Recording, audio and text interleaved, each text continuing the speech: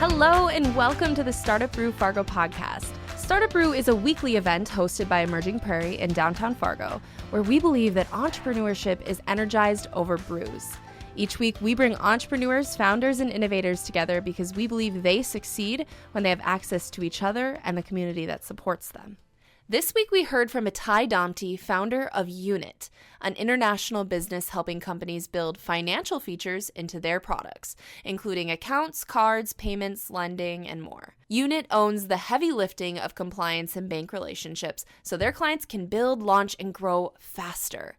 They are a plug-and-play format that helps tech companies launch financial features with 90% less time and effort. Itai has quite the story behind this business, so let's listen in. Hey everyone, thank you for making it this morning. It's great to be in an in-person event for the first time in a long time. It's also great to be in person in business with a bank in Fargo and see the great team members for the first time. So that's really incredible. Also, this is the coolest startup event I've ever spoken at. Just the outdoor setting is incredible. I find nature so inspiring, and it's usually a small building or space, and now it's just trees and sky around us, so that's incredible. So I'm going to tell you about our company Unit and about my background and how that led me to start Unit eventually. So Unit is a company based in New York with an office in Israel for engineering and product. What we do is we help tech companies build financial features into their products. So if they want to offer checking accounts or cards or payments or lending, we are the infrastructure layer that allows them to do it very easily. So background-wise, I previously spent 10 years at a fintech B2B company that I co-founded in Israel. That's where my accent is from. Previous company was with the same co-founder, fintech as well, but what we think is a different wave or generation in fintech. So our previous company makes it easy to start and run an online brokerage. If you want to start something like Robinhood in the UK or in Australia or in the US, you come to us with a license, and we give you a brokerage in a box. So we started the company in 2008 when we were 4 clueless technical founders, fresh off the Israeli army, because that's how you start companies in Israel. We raised no money, and we managed to grow the company to 160 people around the world. To date, processes more than 100 billion a month in trading volume, and it was a long journey to get it off the ground. Over the years, I was leading engineering at first, and then I led product, and then I moved to Hong Kong to manage the business in Asia Pacific, so I sort of completed my transition to the dark side of the business. I was an engineer. My co-founder was the CTO of our previous business, and he's the CTO right now, and he leads an incredible engineering team out of Israel. So what do we do at Unit? We're going to start with a basic example. Let's say Amazon, that has millions of sellers on the platform, wants to bank those businesses, right? They want to help the person who sells flowers or vitamins or shoes get a bank account, get lending, get cards that they can manage the business with, make payments to their vendors. It's a very, very difficult process for a company like Amazon to launch those financial features because it means that they have, at least in the US, they have to work with a sponsor bank, a bank that they partner with, that Choice is known for being one in the country, and they have to find this bank, manage the relationship, but also they have to do 2 very, very painful things. One of them is they have to absorb all of the compliance, the banking compliance practices that make them worthy of distributing such services. And the second thing is they have to launch a lot of tech to support those activities. As you know, as consumers, we know banking experiences and investing experiences have taken a huge step up in the last 5-10 years. So for anyone like Amazon to offer a Venmo-like experience or offer a modern business banking experience takes a huge effort. So we really take those 3 things that are bank relationships, compliance, and tech, and we build them into one layer that companies like Amazon can consume very, very easily. So that's the high level. And just, maybe more broadly speaking, the reason we think this is such an important space is if you look at how fintech, financial technology, has developed in the last 10 years, we see it in 2 waves, right? Wave 1 was companies like Venmo and Robinhood and Lending Club that took one product and tried to innovate on this product. It could be investing or lending or checking accounts or basic payments. So that was the old or the first wave of fintech that really took off in the last couple of years, especially because of COVID. And the defining word of that wave was product. I was either focusing on investing if I'm Robinhood, or I'm focusing on checking if I'm Venmo. But product is really what defined that wave of companies. And they really tried to beat the banks, right? All these companies, many companies have died. We haven't heard of them because they tried to fight the banks and they couldn't take off, but these few companies have taken off. So we think what's starting now is a second wave in fintech, which is companies you would not think about as fintech companies, like the Amazon example I mentioned, are launching financial services to be more successful at what they do. Amazon, not many people know that, but Amazon is involved in more than 40 financial technology initiatives around the world, not only in the US, but also in India and China and other places. And so we look at the future of fintech, and we look at all these companies that have been spinning the flywheel of distribution, data, software, trust. Think about Amazon. Think about the power that those companies have. Think about the data that they have that make them so suitable for lending and banking experiences. We think this is really what's going to define the next decade in fintech. All these companies that are launching financial services. And what's in it for the end customers, for us, is that we get an integrated banking experience that lives within the tech products that we know, right? It could be that we are students with distinct needs that may get a better financing from a company that supports us. It could be that we are shops that are using Amazon or Etsy that would get direct financial services and lending. And so this is what the end customers get, and what those companies get, the Amazons and the Etsys, is of course much more data, much more revenues, and a tighter connection with their end customers. So I can tell you a bit more about the different pieces of Unit, but that's the high level. After the presentations, we opened up to a live Q&A session with the audience. And today we were joined by our host, Emma McIntyre, who is also the lead coordinator of StartupBREW Fargo. Let's listen in. Well, we're going to jump into our audience Q&A. So if you guys have questions, feel free to raise your hand. If you don't want to ask in person, you can tweet them at StartupBREW Fargo. They'll pop up on my nifty phone, and then I'll translate those to you. And for our digital audience, if you have questions, please tweet them at StartupBREW Fargo, and we'll have them appear here in person, live, via technology. Isn't it fantastic? I like the caffeinated version. I know. I'm so sorry. It's usually like this, too. That's the worst part. This is just a little more rambling. So I would love to kick us off by celebrating wins. What is something that you guys have done that you're most proud of in the last year? So we've just closed a Series B round with led by Excel. It's a $51 million Series B, and it's a huge vote of confidence in the company, and it was done 8 months after our Series A. So, it says some about the market, but also some about the achievements. But I don't want to celebrate the wins. I want to celebrate the difficulty of the beginning. Once upon a time, 18 months ago, Unit was just 2 people in a room that raised initial funding, $3.6 million for seed. And, that happened while we were still in Israel, ideating and sitting in the same room. And my job was to, fly to the US, base myself here, and find sponsor banks. And there is a small group of sponsor banks in the ecosystem, especially if you think about the good ones that you want to work with, like Choice. And I had to basically pitch to 50 different banks with my Israeli accent and convince them that I have this background, and Unit is going to be a big company and a meaningful force in this ecosystem. And it was hard. It was really hard, especially during COVID, to get attention from people, to convince them that you can stand out as a company. And so for 6 months, it was 2 of us, Doron in Israel, my co-founder, and I in San Francisco, and just chasing banks and trying to secure the relationships that will get us off the ground as a company. And without those relationships, the company has nowhere to go. We can't onboard clients. We can't hire more people. There is no reason to grow anything unless you have sponsor banks. And so the 6-month process that led to us having those critical relationships was a very, very challenging and long journey. But baby steps, and here we are. Congratulations. Those are no small beans. So to me, I think that sponsor bank relationships that we have, especially with Choice, are the ones that make me proud. And these are the achievements as opposed to, funding is great because it helps you grow the company. But our previous company grew without VC funding, so we know that funding is not the core of why you build companies. You build companies because you want to get a business off the ground, solve a problem. Awesome. Oh, big smiles. Do we have any questions from our audience members? I know I called out somebody from Choice Bank before this. I was like, I don't know anything. Greg. Can you talk about your co-founder relationship, why you value a co-founder, and maybe why going solo might have been easier?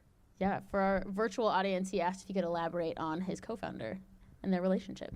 So Doron and I have known each other for 20 years. We have a deep, deep love and appreciation for each other. Despite working together for so many years, we don't hate each other.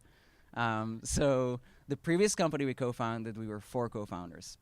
And we did it fresh off the Israeli army. We all served in the same room in the army. And at some point, the transition from the army to the business mode was that one of us had an offer to build something after hours in the army and do something commercial.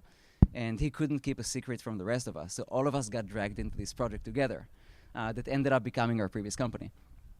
So I've known Doron for many, many years. We're same age, think very similarly about the world. I think what's really important in a co-founder relationship is, I guess a lot of it is universal relationship advice, which is give people the benefit of the doubt, appreciate that there's work that goes into it, appreciate that it's not always going to be smooth. It's especially hard when the business feeds into the relationship too. So when things go well, everything feels great. When things don't go well, you can easily fight and get into disagreements. I've had one other relationship with a co-founder that I ended previously between the two companies that Doron and I started together. And I think what I realized is that it's, timing matters, values matter, and it's all about look at the company you're trying to build. Look at this. Think about the skill set you need to get this company off the ground. I'll maybe give a specific example. The company that ended up folding between our first company and Unit was a crypto quant trading company. So we had a small pool of capital. We traded in 32 cryptocurrency exchanges and acted on opportunities in the market. And I went back to coding for that. It was 3 years ago. It was great, but coding, it's not my strong suit. It's not like I'm my co-founder, Doron, right? I picked up coding again. And so to succeed in that space, in a space where Wall Street firms are playing and where really big companies are trying to make money and it's so competitive, you have to get good at 2 things. You have to really think what's good in that space, what is going to make you succeed as a company. 1, you have to have a trader in the founding team, and 2, you need to have the best CTO in the world in the founding team. None of us, the 2 co-founders, was either a great trader or a great CTO. So I think it really starts with what the business needs, and then you sort of derive the personalities from the needs of the business. And if you have 2 people that have complementary skill sets and aligned values, right? Values are really, really important.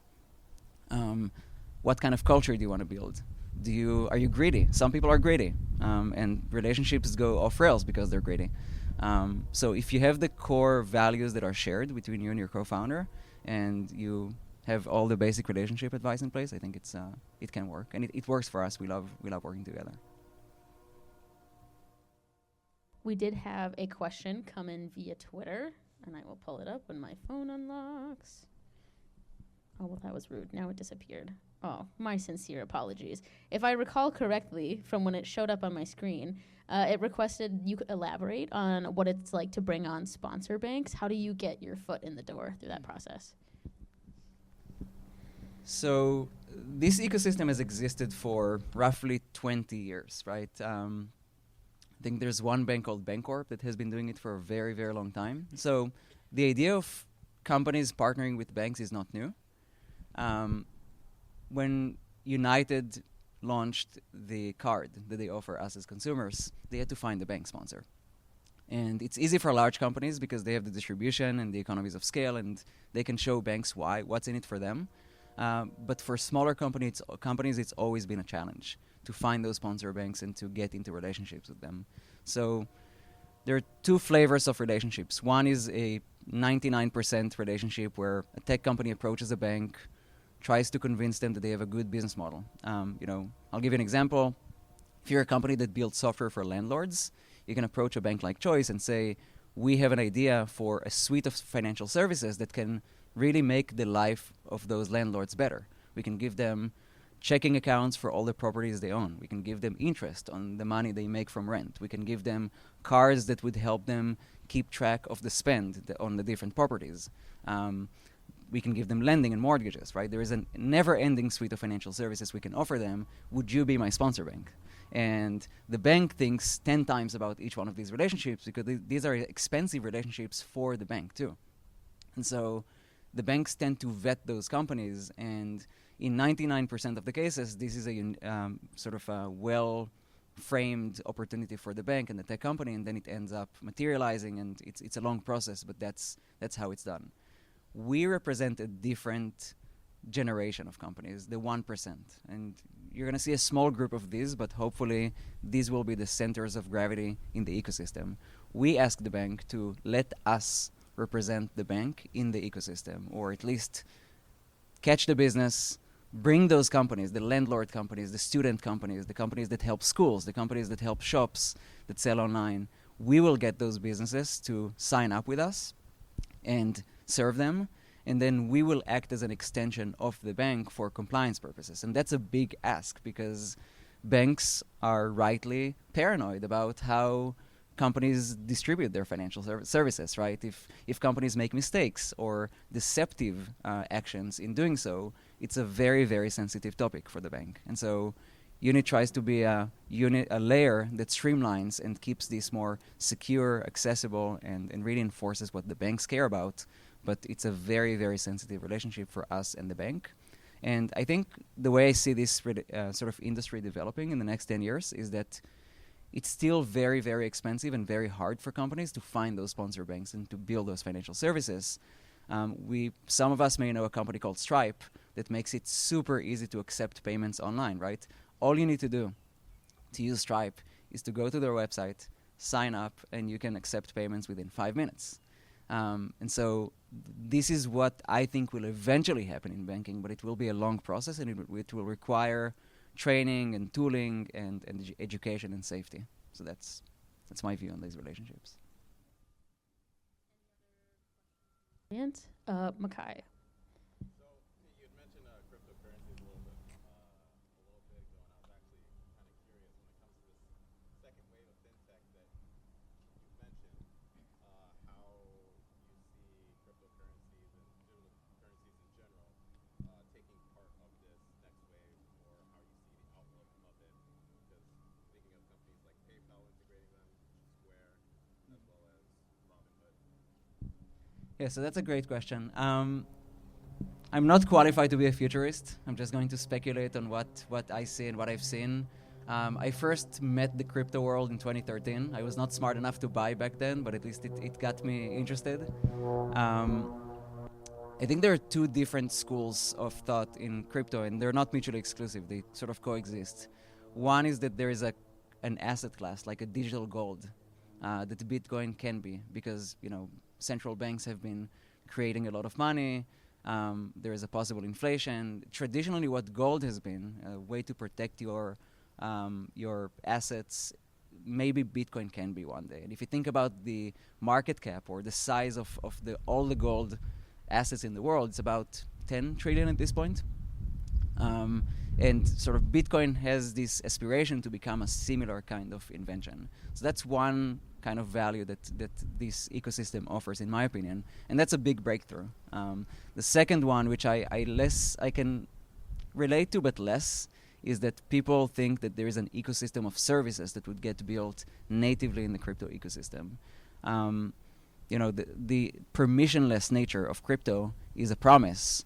I think it's also dangerous, right? It's dangerous because of money laundering. It's dangerous because of you do all the regulations that exist in the US around consumer protection and investor protection. They exist for a reason. They developed over time because people got burned.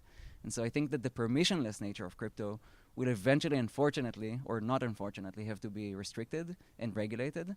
And that will make crypto a bit maybe more efficient than what we have today in Wall Street, but not so much more efficient. I think, if you look at how we can all invest in a centralized service like Robinhood, it's pretty easy. And, we can buy Vanguard investments, ETFs that are also pretty affordable. So I think people say that the financial system is completely broken. I disagree.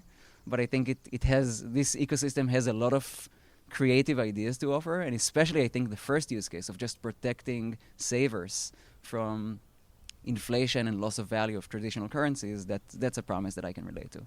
I have too much of my net worth tied to Bitcoin, by the way, so it's not a lot, but yeah. Jordan. Yeah. It sounds like your first venture was mostly bootstrapped, and then this new venture is funded from seed funding and a couple rounds now. Like, you talk about the difference between those two experiences, maybe the decision process there. Yeah, it's a great question. First of all, we're not smart enough to go bootstrapped again, right? I think, bootstrapping is the ultimate boss move in entrepreneurship, in my opinion. You can get more ambitious when you raise money, but you also have to be mindful of the avalanche effect of having to raise the snowball effect of having to raise more money, and then because you want to raise more money, you have to demonstrate growth, you have to demonstrate milestones, and that I see a lot of companies chasing short-term goals just to demonstrate that growth, as opposed to taking a long-term view on the ecosystem. I can be specific about our business. We have to say no to a lot of clients because those clients belong to industries that from a compliance point of view, we don't feel comfortable with. It's not a huge audience, but occasionally we have these conversations. And so at these points, I ask myself, I have this dilemma as a founder. Do I want to sign 5 more clients and be bigger when I raise my next round? Or do I want to say no to those clients because I do believe in the 10 to 20 year vision? And so I think there's an interesting balance you have to strike between the short-term decisions and the long-term decisions.